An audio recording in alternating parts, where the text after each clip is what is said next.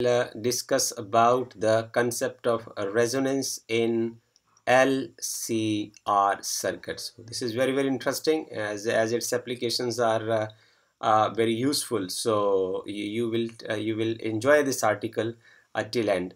So सबसे पहले तो हम इस बात की चर्चा करते हैं क्योंकि आपको बोर्ड एग्जाम्स में भी बैठना होता है, तो आप ये देखें कि यहाँ से प्रोबेबल क्वेश्चन कैसे पूछा जा सकता है। आपसे पूछा जा सकता है कि आप डिफाइन करिए what is mean by the series circuit resonance. Series circuit इसको लिखना बहुत ज़रूरी है क्योंकि इसमें LCR का ये आप देख लीजिए कि ये डायग्राम आपको फिर से रिकॉल कर सकते हैं आप कि इसमें आपको जो रजिस्टर और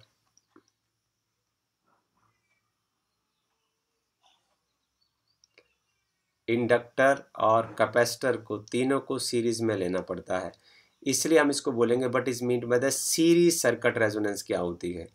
okay, and drive an expression for the resonant frequency, ये हमारा दूसरे स्टेज का आंसर होगा। अब आप देखें कि जो डेफिनेशन जो सबसे पहले उसको समझना बहुत ज़रूरी कि इलेक्ट्रिकल रेजोनेंस तब कही जाएगी said to takes place in this series LCR circuit. हम तब कहेंगे कि आपका सर्किट रेजोनेंस में है when the circuit allow the maximum current, this is the maximum current circuit allow करेगा किसी एक पर्टिकुलर फ्रीक्वेंसी के लिए, ये सब आपको समझ आने वाला है। Of the source of alternating supply, ना सी केयरफुल, ये सब डायग्राम से आ रहा है। This is the alternating supply is, this is E is equal to E0, this is sine of omega t. This is the alternating supply for which the what will happen, capacitive reactance. So capacitive reactance is the resistance offered by the capacitor, and inductive reactance is the resistance offered by the inductor. तो ये दोनों एक दूसरे के बराबर हो जाते हैं। देखिए when XC is equal to XL। अब आप दोबारा फिर से इस डेफिनेशन को समझने की कोशिश करिए और आपको ये बड़ी साधारण लगेगी और इस डेफिनेशन से ही हम इसका मैथमेटिक्स कर देंगे। सवाल आपसे पूछा जाएगा but is mean by series circuit resonance and drive an expression for resonant frequency.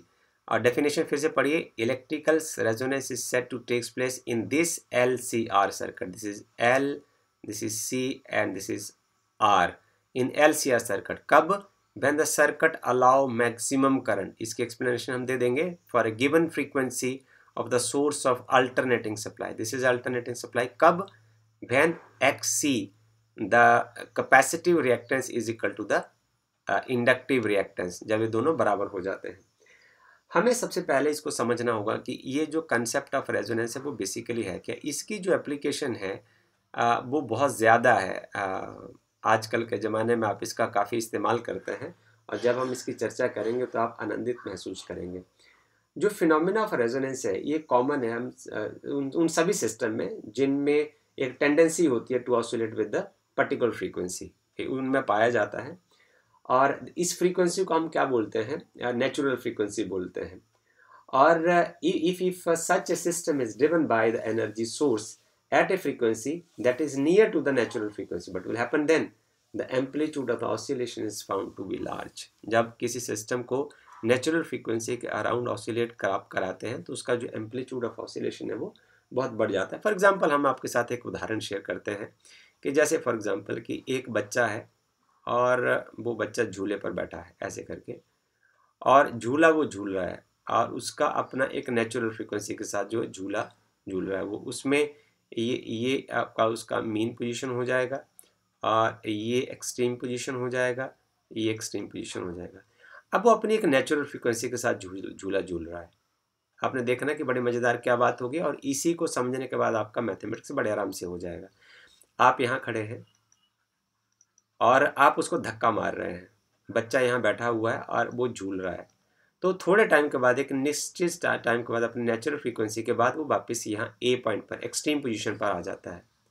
जैसे वो यहाँ पहुँचता है आप फिर धक्का मार देते हैं, फिर वो उसका जो पुश है, जो उसका एम्पलीट्यूड ऑफ ऑसिलेशन जो है वो इंक्रीज होता चला जाता है। कब?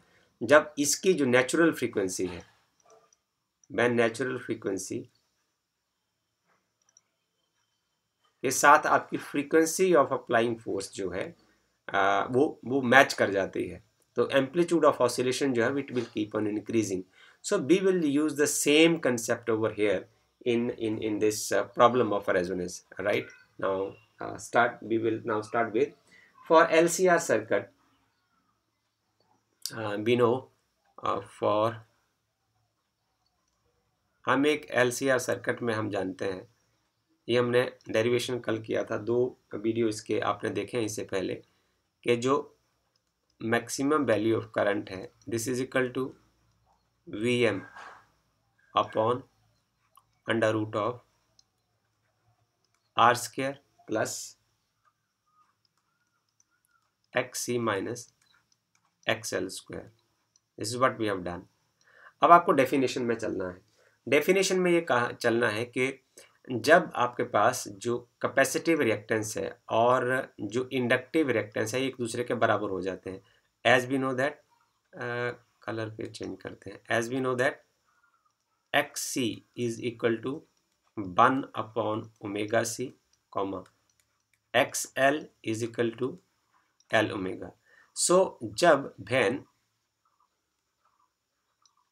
XC is equal to XL, so you have a particular frequency. अब ये देखिए डेफिनेशन में देखिए, जब कैपेसिटिव रिएक्टेंस इंडक्टिव रिएक्टेंस के बराबर हो जाता है तो क्या होता है, देखिए जरा भर के, तो एक you just create new frequency. तो वो फ्रीक्वेंसी ही हमें चाहिए. आप ये देख लीजिए, this is L omega is equal to 1 by omega C, cross multiply कर दीजिए, आपके पास आ जाएगा omega square is equal to 1 upon LC, and this is now omega 0. This is a particular frequency. This happens at a particular frequency 1 by under root LC. So this frequency is called a resonance frequency. It's called frequency of resonance, right? So ये जो particular frequency है, यहाँ ही सब बड़ी घटना घटती है. आप जरा करके देखिए. अब मैं इस एक्सप्रेशन को दोबारा फिर से लिखता हूँ, आपको मजेदार लगेगा. देखिए इस स्टेज पर क्या होता है. If in equation 1, from equation 1 at this much frequency omega 0, Im क्या हो जाएगा. अब करंट को जरा गौर से देखिए, maximum value of the current this is Vm upon under root. Now XC is equal to XL. This means this part will become equal to 0. You are left with R square. So this part is now Vm upon R. आपने क्या देखा कि जो नीचे वाला part है, जो impedance of this LCR circuit will now reduce to R only. This is only the resistance part that is contributing over here in this situation. जब आपकी जो फ्रीक्वेंसी है वो रेजोनेट फ्रीक्वेंसी हो जाती है, तो और जो inductive reactance is equal to the capacitive reactance, ये दोनों बराबर हो जाते हैं, तो जो impedance of the circuit will then decrease. यदि इम्पीडेंस घट जाएगा तो जो करंट है वो मैक्सिमम हो जाता है, then current will become maximum. So this is very interesting part of this, और इसी को ही हमने यूज़ करना है आगे. इस कंसेप्ट को आगे डिस्कशन में भी हम इसका इस्तेमाल करेंगे. अब देखते हैं आगे. हम आपके लिए एक ग्राफिकल रिप्रेजेंटेशन लेके आए हैं, जिसको NCERT की बुक से आप समझ सकते हैं बाद में. हम एक उदाहरण लेते हैं. हमारे पास आई है जो नेचुरल फ्रीक्वेंसी है, जो रेजोनेंट फ्रीक्वेंसी है, उसका फार्मूला है 1 upon under root LC. Okay, इसका मतलब क्या हुआ कि यदि हम L और C का वैल्यू को फिक्स करते हैं तो हम देखते हैं कि जो ओमेगा 0 कि उसका वैल्यू कितना आ जाता है, और जो करंट है, जो मैक्सिमम वैल्यू ऑफ करंट है, वो आएगा maximum value of voltage divide by resistance across LCR circuit. हमारा जो ग्राफ है वो ये है कि ये जो फ्रीक्वेंसी है, ये फ्रीक्वेंसी और मैक्सिमम वैल्यू ऑफ करंट के बीच में हमारा एक ग्राफ है. इस फिगर नंबर इसको मैं फिगर नंबर पिछले पेज पर फिगर बनाए थे, हाँ फिगर नंबर 2 लिख देते हैं हम. ओके, सो ये जो ग्राफ है वो फ्रीक्वेंसी के बीच में और मैक्सिमम वैल्यू ऑफ करंट के बीच में है, जिसमें करंट के जो यूनिट है वो एम्पियर में, और जो फ्रीक्वेंसी की यूनिट है वो है मेगा रेडियंस पर सेकेंड. राइट, तो जरा देखिए आप, पहले केस में हमें मान के चलते हैं हम इंडक्टेंस जो है उसका वैल्यू 1.00 मिली हेनरी चूज़ किया है.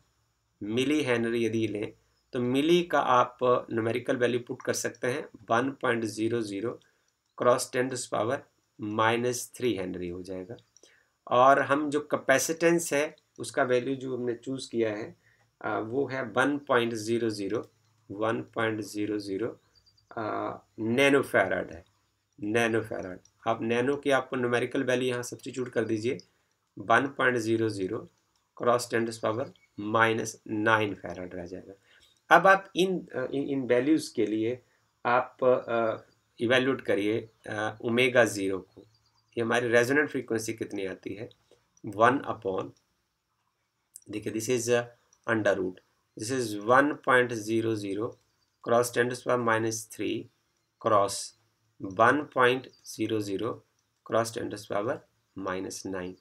सो ये 9 और 3 12 हो जाएंगे, ये हो जाएगा 1 upon under root 1.00 cross 10⁻⁻12 which will then, ये हो जाएगा इसको सॉल्व करेंगे आप 1/2 इसका पावर आएगा और यहाँ से आएगा आपके पास -1/12, इट रिमेन -6। तो इसको मैं लिख सकता हूँ दिस इज 1 सॉल्व करने के बाद 1.00 क्रॉस 10⁻⁶, दिस इज 6 रेडियन पर सेकेंड। तो इसको एक नोटेशन से लिख देता हूँ, ये आ जाएगा 1.00 मेगा रेडियन पर सेकेंड। मतलब यदि आप इंडक्टेंस को 1 मिली हेनरी लेते हैं और कैपेसिटेंस का वैल्यू आप 1.00 10⁻⁹ फैराड चूज करते हैं तो आपके पास जो ओमेगा 0 है, जो रेजोनेंट फ्रीक्वेंसी है, उसका वैल्यू आता है 1.00 मेगा रेडियंस पर सेकेंड। यदि फ्रीक्वेंसी का वैल्यू इतना हो जाता है तो उस स्टेज के ऊपर होता क्या एक्चुअली कि जो मैक्सिमम वैल्यू ऑफ करंट है वो Vm upon R. So Vm का वैल्यू यहाँ आप एक रफ वैल्यू चूज कर लीजिए 100 volt. For example if Vm is equal to is chosen over here 100 volt, so मैं इसको 100 वोल्ट चूज करता हूँ और जो रेजिस्टेंस है उसकी वैल्यू को 100 ओम ले लेता हूँ। फॉर एग्जांपल कि हमने 100 ओम रेजिस्टर लगाया हुआ है, तो आप ये देखेंगे कि करंट जो है वो 1 एम्पियर जो है वो अपीयर होगा। अब हम दूसरे केस में क्या करते हैं, जरा डायग्राम को गौर से देखिए। ये है फ्रीक्वेंसी और ये है maximum value of current, right. तो आप ये देख रहे हो कि जब आपकी जो रेजोनेंट फ्रीक्वेंसी है वो 1.0 मेगा रेडियंस पर सेकेंड होती है, तो उस स्टेज के ऊपर जो मैक्सिमम वैल्यू ऑफ करंट कितनी है 1.0 एम्पियर। आप यहाँ से इसको देख सकते हैं। गौर करिए, यदि आपने लिया था R1, रेजिस्टेंस कितना था पहली बार सर्किट में 100 ओम। अब फॉर एग्जांपल दूसरे केस में क्या करिए, केस नंबर 2, इफ अब आप रेजिस्टेंस को बढ़ा देते हैं R2, आपने 100 की जगह क्या कर दिया, इसको मैं लिख देता हूँ 200 ओम। फॉर एग्जांपल आप इसको 200 ओम कर देते हैं, मीन्स R2 जो है वो ग्रेटर देन R1 हो गया। तो आपने क्या देखा, जरा फिर से देखिए, मैक्सिमम वैल्यू ऑफ करंट जो है वो क्या हो जाएगी, वोल्टेज वही 100 वोल्ट है जो आपने अप्लाई की है और आपका जो रेजिस्टेंस है अब वो 200 ओम हो गया है and this is now 0.5 ampere. आप क्या देख रहे हो, current will become now half. अब करंट जो है वो 0.5 एम्पियर रह गया है। Okay, so what does this mean कि जो at electrical resonance if you increase the current then sharpness of the resonance will then if you increase the resistance, यदि आप रेजिस्टेंस को इंक्रीज करते हो तो sharpness of resonance will decrease. मैं यहाँ कंक्लूजन लिख सकता हूँ, if be increase the resistance, यदि आप रेजिस्टेंस को इंक्रीज करते हो sharpness of resonance will decrease, sharpness of resonance will decrease।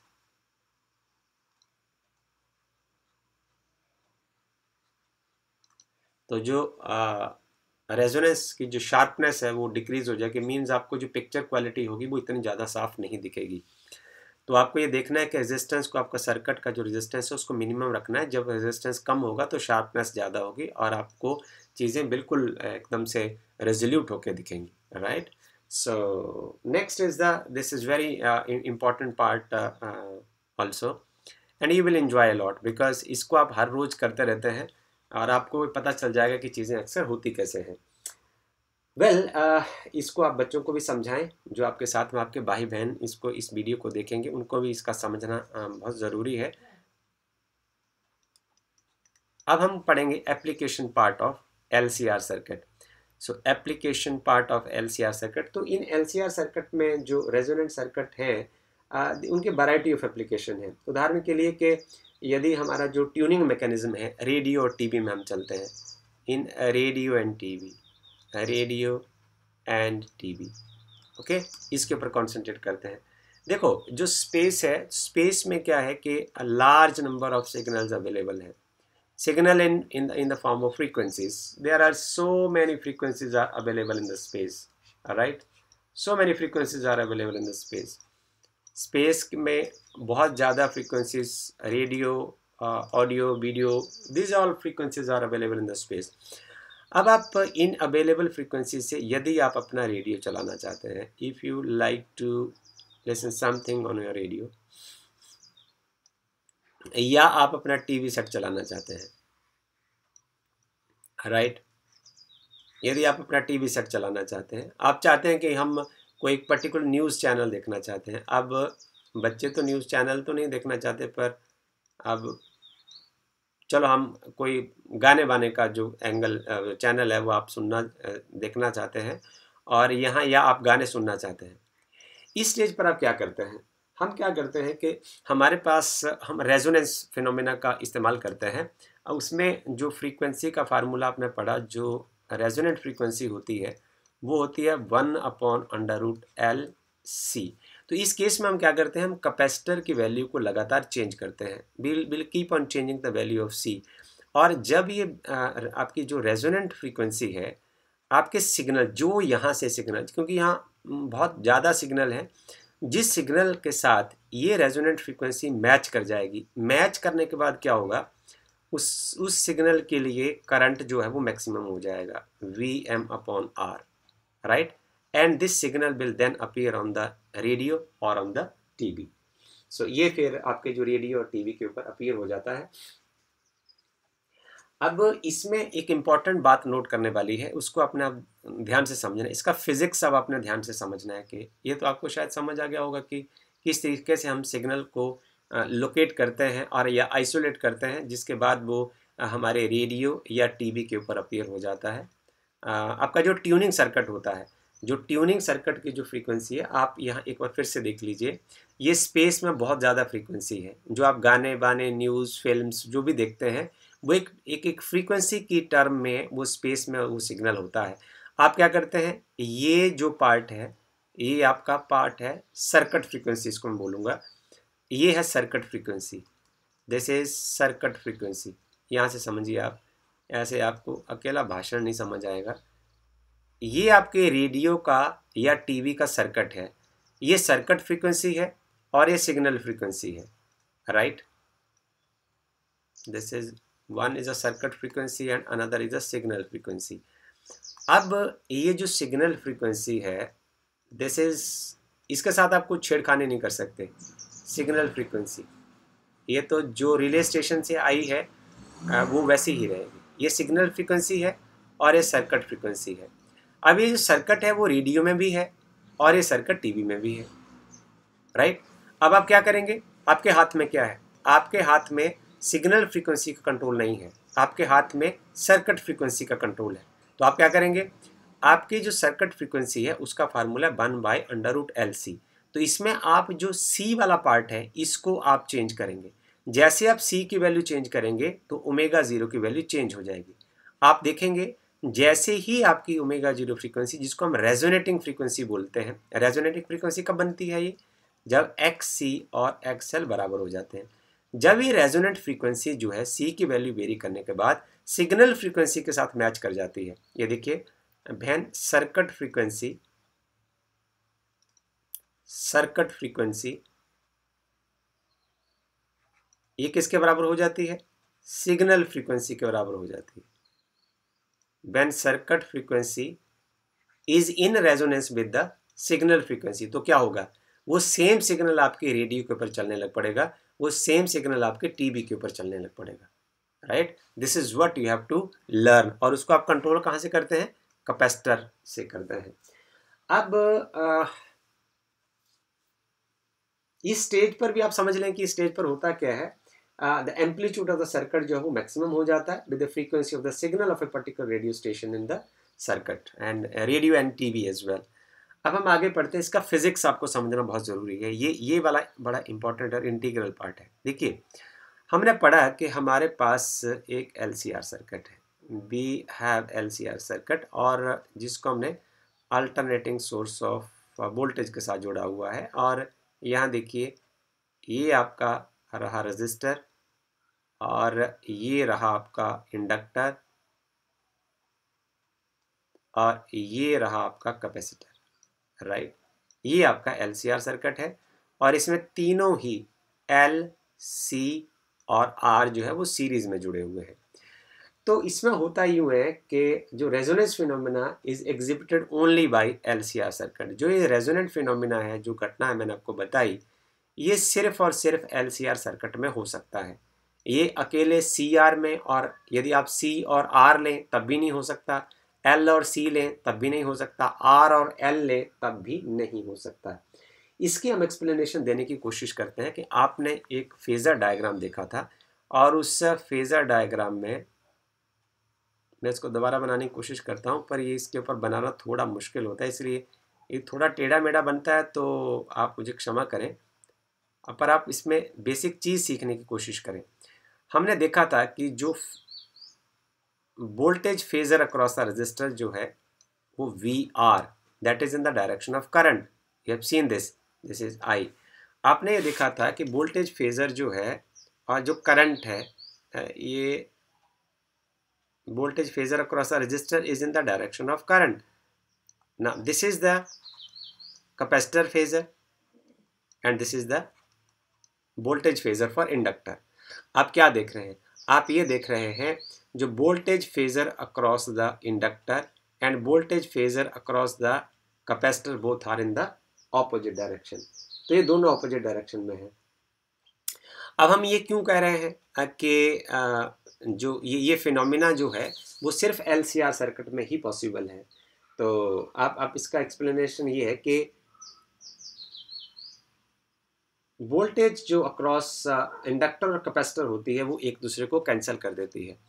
Voltage across L and C will cancel each other because both are out of phase. ये दोनों ही out of phase है, okay. और इस stage पर क्या होता है, करंट एम्पलीट्यूड जो है when this voltage across this inductor and capacitor will cancel each other, तो क्या होता है, सारी की सारी वोल्टेज जो है वो सिर्फ रजिस्टर से अपीयर होती है, राइट। ये कैंसिल हो जाती है।